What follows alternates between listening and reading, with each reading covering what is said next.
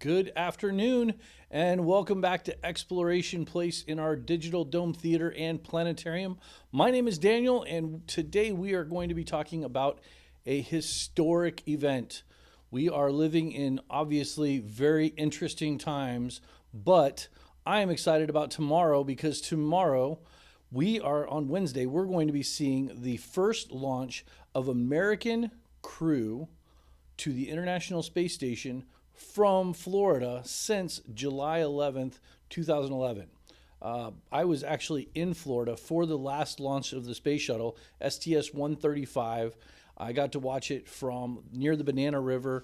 I was at a friend's house, standing in his backyard. I walked all the way out to the water, so I was as close as I could actually get and was able to watch that space shuttle launch in person. And that was something that I had been tried to do. It was actually my third launch attempt to be at. My first one came a couple of days before my 21st birthday, a long time ago in 1994. Then the next attempt came somewhere in the early 2000s. I was asked to come down as a guest, and a tropical storm came into Florida, and there was no launch. There was a lot of rain. It was pretty nuts. That was a lot of fun to watch. But I have been to Florida many times and had tried to see two other space shuttle launches. So getting to see the last space shuttle launch was pretty nifty. Now, while we're talking about this, all right. So while we're talking about this, I've got up over here, you can see the International Space Station. The International Space Station is orbiting around the Earth. We talked a little bit about it last week, but our computer was a little messed up last week. So this week, I've got it all fixed up, and we can actually manipulate the space station so we can see it. And we'll talk about that historic launch tomorrow of the Demo 2 crew, which is a joint operation between SpaceX and NASA. We'll talk about that a little bit later. Now, let's see here. Let's see if we can find, let's grab that real quick. Okay, cool. The space station, we've got different sections. The back section that's towards the upper part here, if you see the cursor up here, these two sections are Russian sections, and then you've got Node 1, and then you've got the Destiny Lab, and then you've got Node 2. Then you've got the Columbus Orbiting Facility over here, which is run by ESA in the United States. ESA is the European Space Agency. Then over here is the Kibo section, which is by the Japanese, and they've got their front porch where they can put experiments outside of the space station.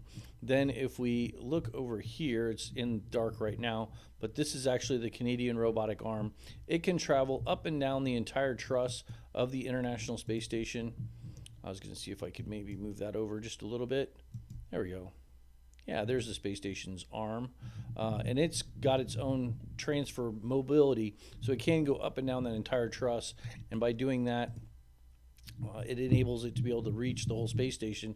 But it also has this really cool shoulder hand. So basically, if you think about it, both end effectors, or both ends of the space station's arm, are the same. And so it can reach out and grab on to the space station, and then it can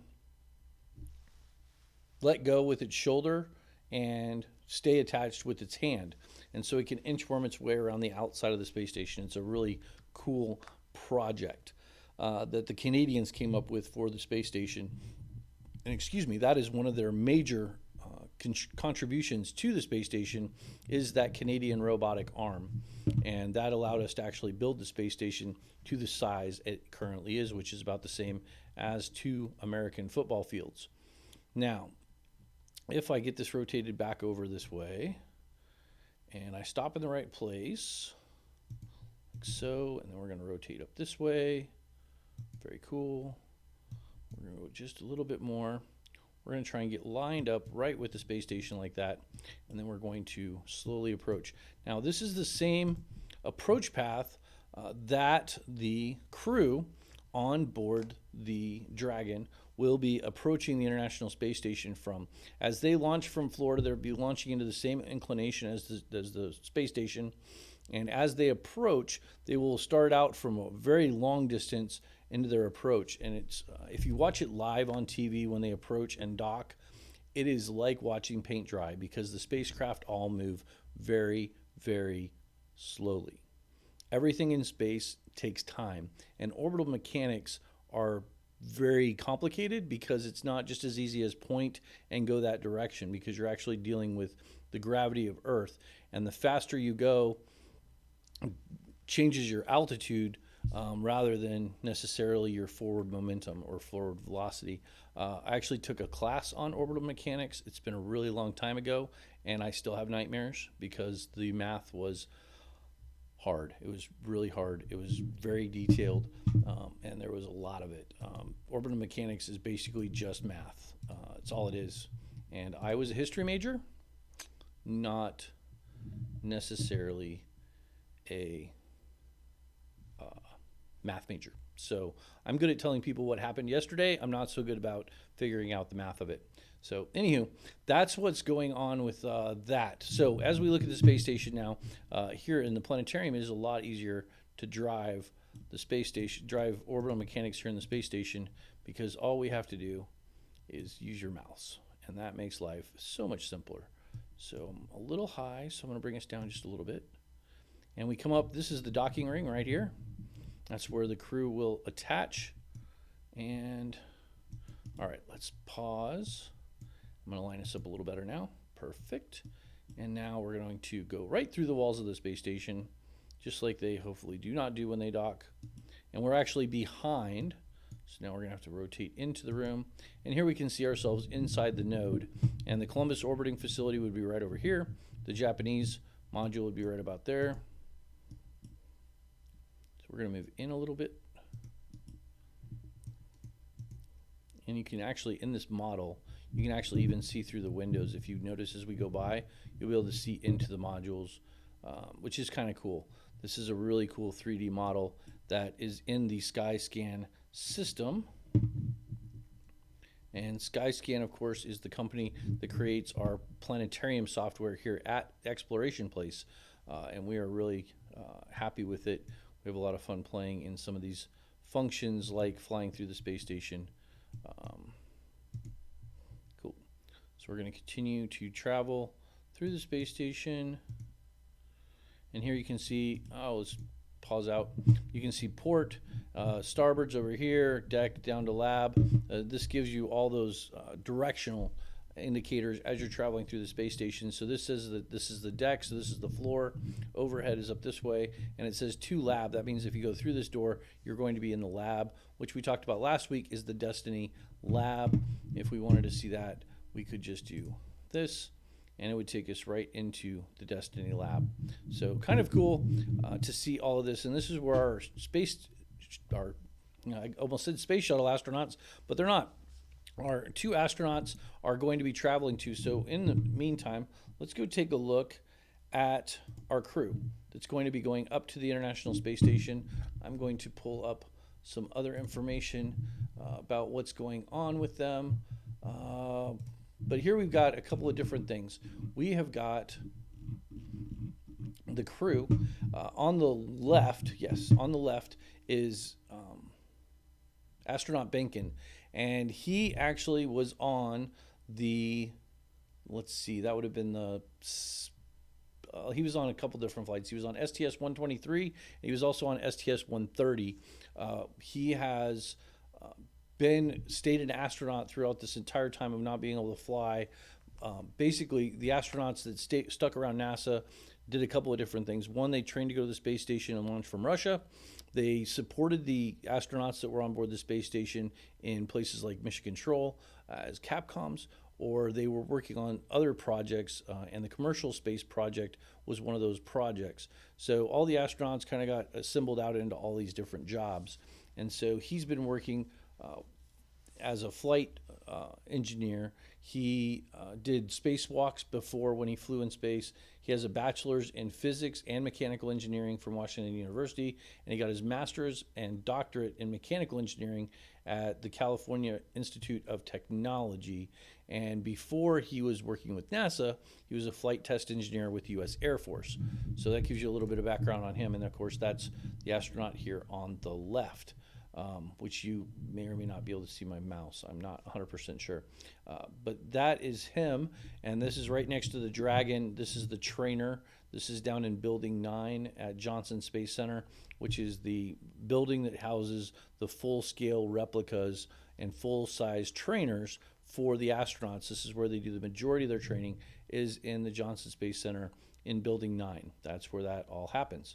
So let's look at his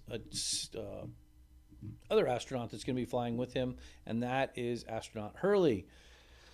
He is going to be responsible for such things like launch, landing, and recovery. He was selected in 2000. He has completed 2 different space flights. He was the pilot and lead robotics operator for STS-127 in July of 29 and July 2011 with STS-135, which was, of course, the last space shuttle mission. He's a New York native, and he holds a Bachelor of Science in Civil Engineering from Tulane, and then graduated from the U.S. Navy Test Pilot School in Maryland. Before he joined NASA, he was a fighter pilot and test pilot in the U.S. Marine Corps. So you might start to notice that a lot of the astronauts, especially ones that fly things, come from the military. There's a really good reason for that. In order to be a NASA pilot astronaut, you have to have test pilot experience in high performance aircraft. That means you have to have so many hours, and it's some insane number, like 1,000 hours of piloting time and piloting control time of high performance vehicles. That doesn't mean your average civilian aircraft. So most of the astronauts, in order to get that time and to get that stick time, have had to have joined the military at some point in time. Now, there are exceptions to that rule, but for the most part, our astronauts that fly things are coming from the military, whether it be the Air Force, the Navy, or in this case, the Marine Corps, and in some cases, the Coast Guard, and in some cases, the Army. We get pilots from all the different branches, and it's pretty interesting to see.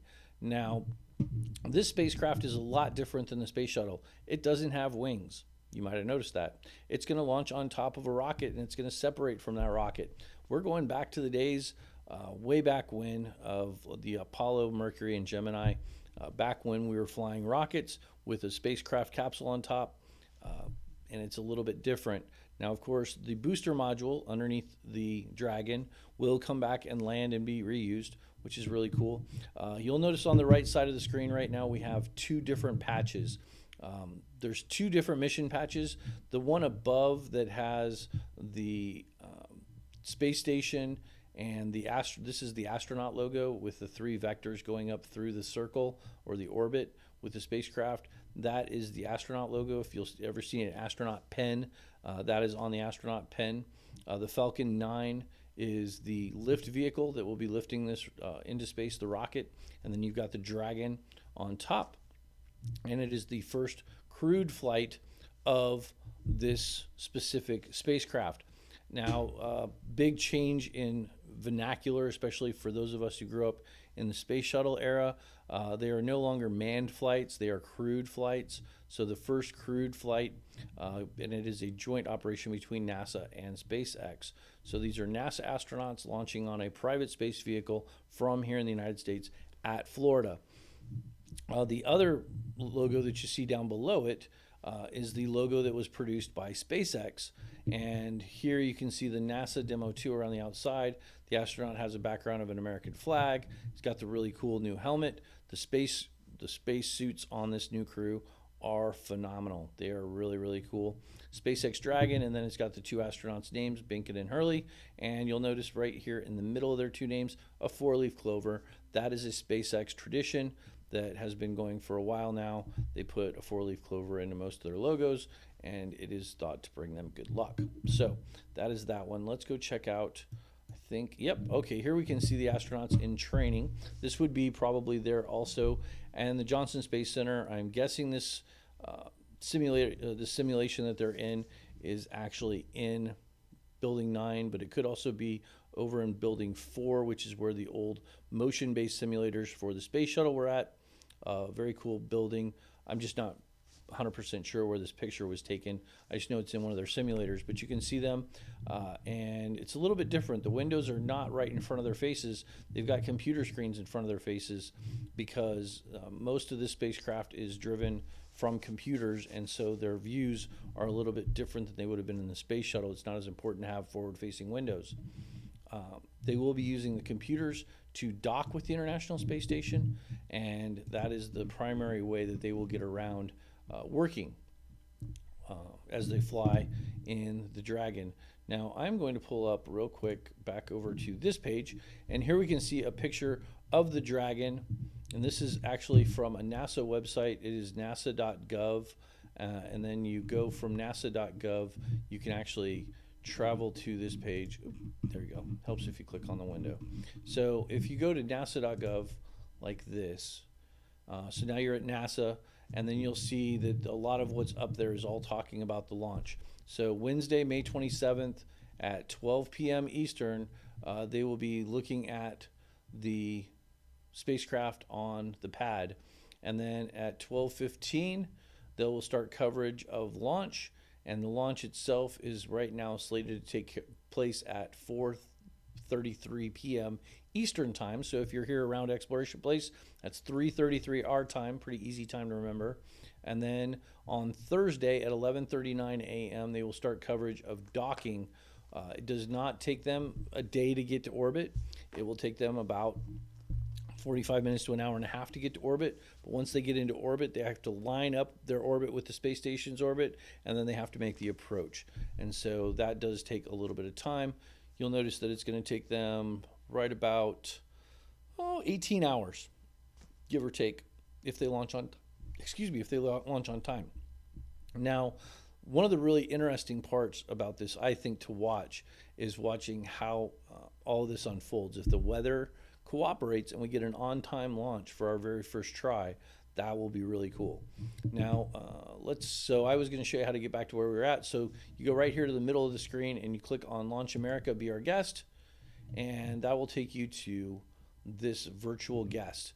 Because of the COVID-19 issue and the coronavirus and social distancing and stay at home, all of these things, there is a big difference in how this space flight is going to take place, because we can't have hundreds and thousands of people down on the Space Coast trying to watch this launch, because I've been down for those 3 launches we were talking about earlier, and there are people everywhere. It is impossible to social distance unless you own property and you can be on your own property and not let anybody else come to it.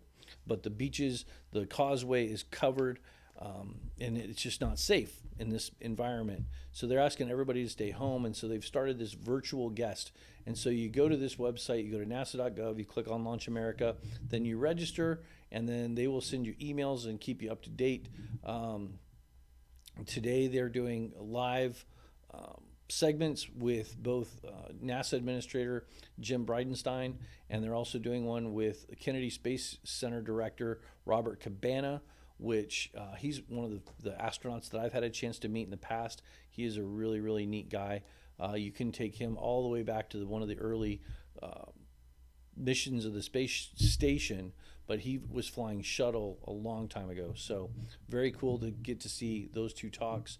And then you can see all these different places you can go for virtual tours of the launch pad. You can get the mission briefing. You can actually practice docking the Dragon capsule to the International Space Station. And I will tell you right now, it looks super easy. And I was really cocky. I was on my approach. I was doing great. I was right on center line. My speed was great. And I got to within 5 meters of the space station, and my entire world fell apart. And I crashed right into the side of the space station. So it is really, really difficult. I will give you one piece of advice. Keep track of how many times you click going whatever direction, because you're going to have to click that many times to take that velocity away. For every action, there's an opposite and equal reaction. So if you have 5 forward clicks of motion, you're going to have 5 reverse clicks of motion to stop you. So if you keep track of how many times you click the mouse, it helps. But it still didn't help me. I still crashed into the side. One of my good friends, he is a big space nerd, kind of like me, and he said he's crashed every single time he's tried it.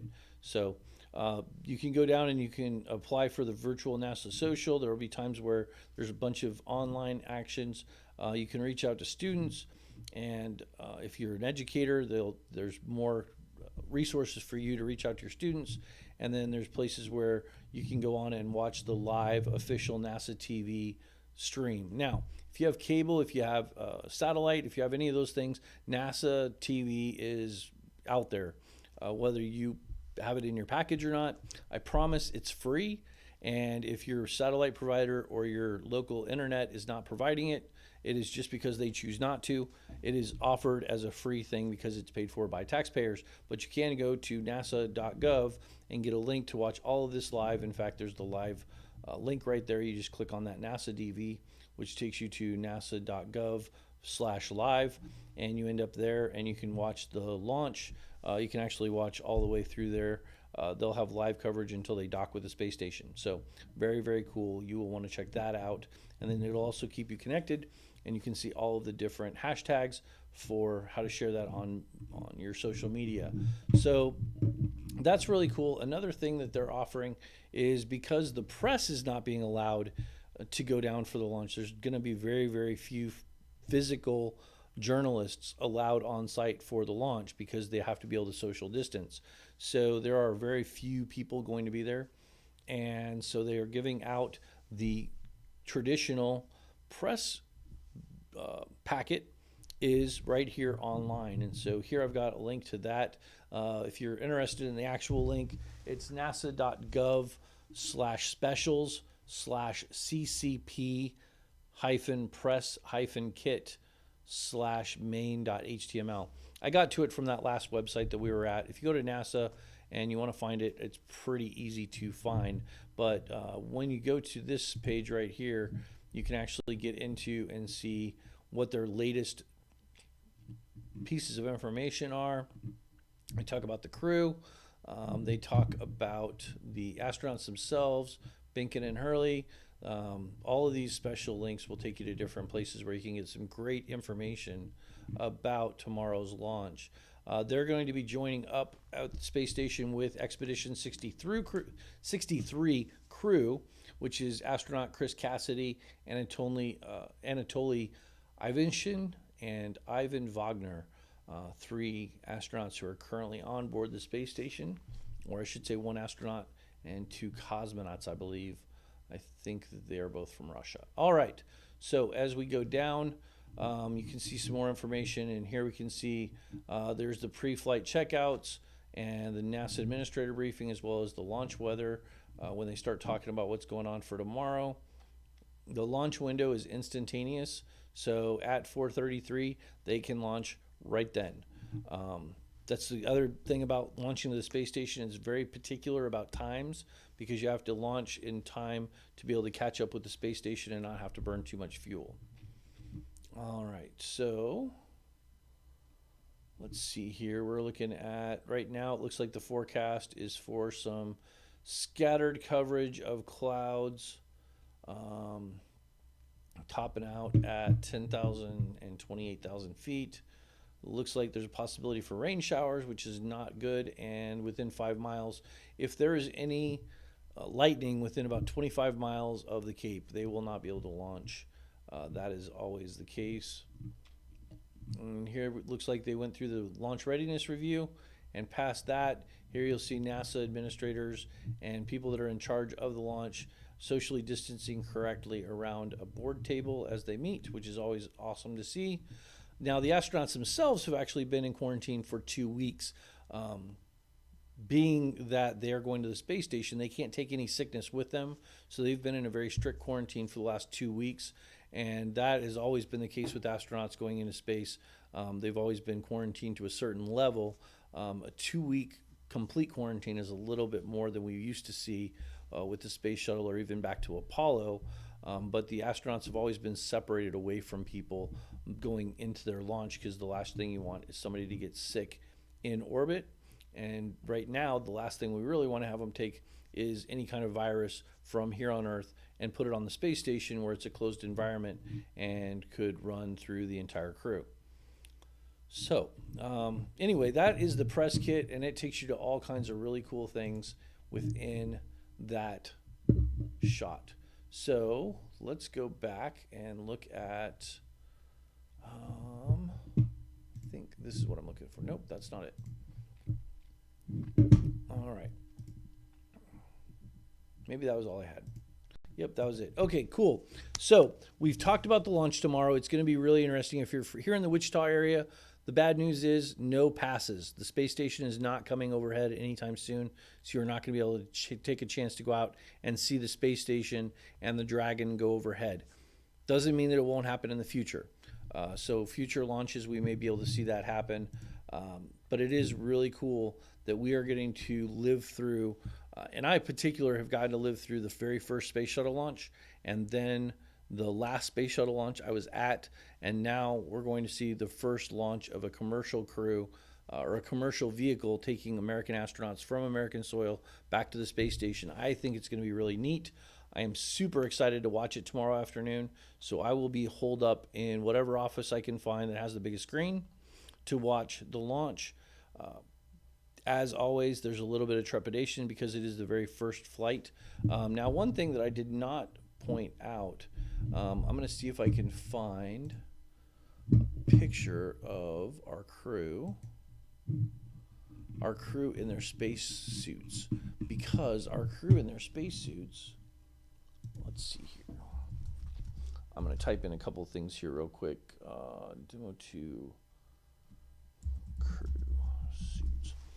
I bet this will take me where I want to go. Yeah, here we can see the astronauts in their spacesuits, and this is the first time since Gemini 4 that they have not had a mission logo on their spacesuit that they're launching in.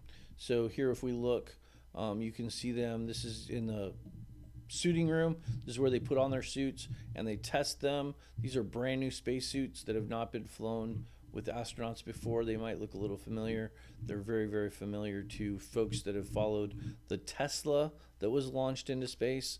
They might look a little bit like that if you're paying attention, but they did choose to not have the mission logo on their spacesuit. Now, other people will also notice in this picture, hey, his American flag is backwards. No, it's not.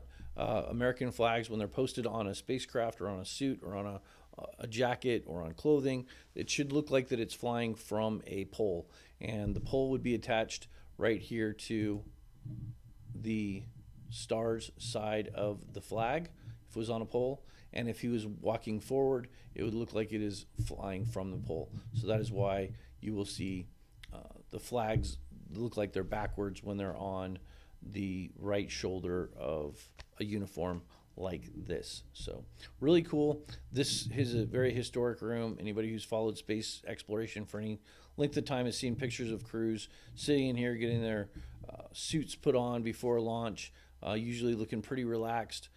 Tomorrow morning will be no different, or tomorrow around noon will be no different. The astronauts, 2 astronauts will go into that room after their traditional breakfast, and they're going to go in and get fitted into their suits. Once they're in their suits, they'll probably hang out for a little bit doing pressure checks, making sure everything looks good before they walk out of the historic doors there. Let me see if I can find a picture real quick of that door, because it is a really cool door. And they're going to walk out that door, and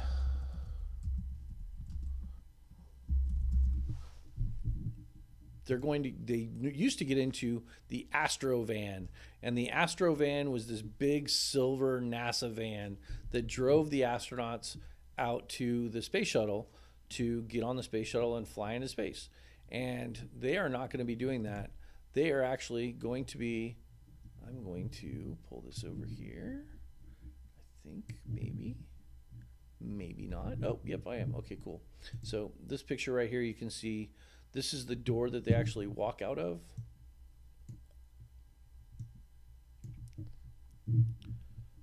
Yeah. All right, so here we can see the picture There's the astronauts. This is the door behind them. This was for one of their tests. And here's, you can see the Apollo crew walking out through the same door. The press would be right in front of them. There's a big line, and you have to stay on the other side of the fence from that. But when they come through that door, it's going to be a really, really neat time to see that happen. And then they're going to not be in the Astrovan. They are going to be in a, you guessed it, a Tesla is going, it's a Tesla SUV is actually going to drive them out to the pad for their launch, which I think is just a neat way of changing the dynamic of how spaceflight is taking place. We're setting new boundaries, and we're also setting new traditions. And that is what is really cool about spaceflight, is it is steeped in tradition, but some of those traditions can be changed, and it's okay. So Godspeed to the Demo 2 crew. Tomorrow, I will be watching with bated breath until they are safely in orbit and then safely back here on Earth. I think we're going to have a great day. Hopefully the weather clears out for them so they can launch. And next week, we will talk all about how that flight took place. I'll have some pictures of it. If you have more interest or you have questions, throw it in the chat. I'll check it out afterwards. Otherwise, make sure to like our page, and then also check out some of our other social media here at Exploration Place. We have lots of science content out there that has to do with all different sciences. You can check us out on our YouTube page, our YouTube channel. You can just check us out on Facebook. We've got a TikTok channel at Exploration Place that you can check out behind the scenes and some of the funny stuff that happens here in the building. All good things, lots of stuff to check out. Last but not least, if you're looking for something for your kids to do, we have a camp in a box where you sign up. We send you a box that has a week's worth of activities, about 25 different activities throughout the week, and they can zoom in with us and our scientists here on site and our educators here on site. It's a really cool camp, so check that out at our website, exploration.org, and you'll be able to see the camps in a box. Other than that, I hope you all have a great week, and I look forward to talking to you again soon. Again, tomorrow, May 28th, launch of the first American crew on an American rocket from American soil since July of 2011. It's going to be historic. Make sure you're watching. Thank you very much, and I hope you have a great afternoon, evening, morning, whenever you're watching this. I hope you have a great one. Thank you much.